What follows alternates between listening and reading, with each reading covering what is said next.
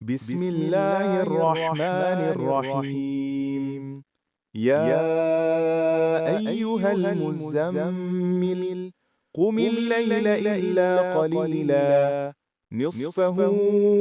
أو انقص منه قليلا أو زد عليه ورتل القرآن ترتيلا إنا سنلقي عليك قولا ثقيلا إن ناشئة الليل هي أشد وطئا وأقوم قيلا إن لك في النهار سبحا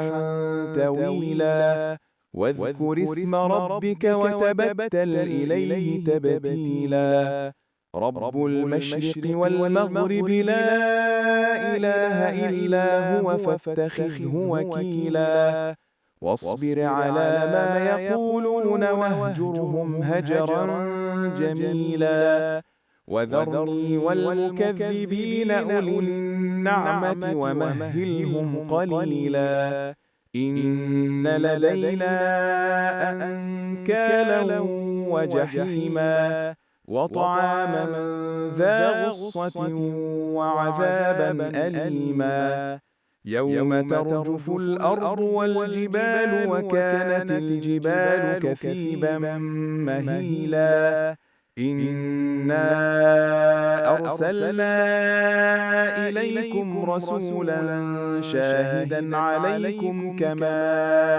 أرسلنا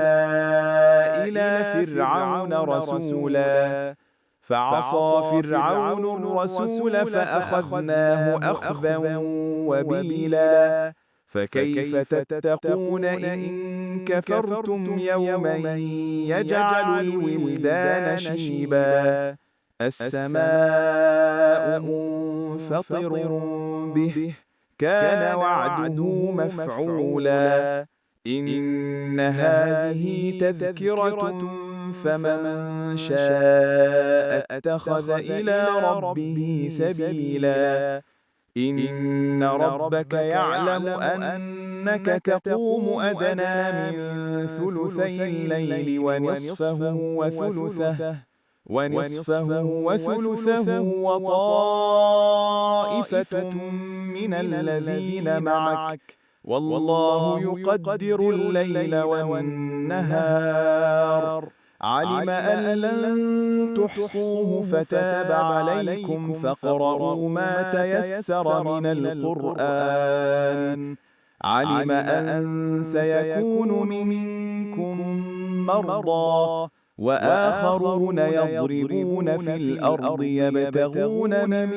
فضل الله وآخرون يقاتلون في سبيل الله فاقرؤوا ما تيسر منه وأقيموا الصلاة وآتوا الزكاة وأقرضوا الله قرضا حسنا وما تقدموا لأنفسكم من خير تجدوه عند الله هو خيرا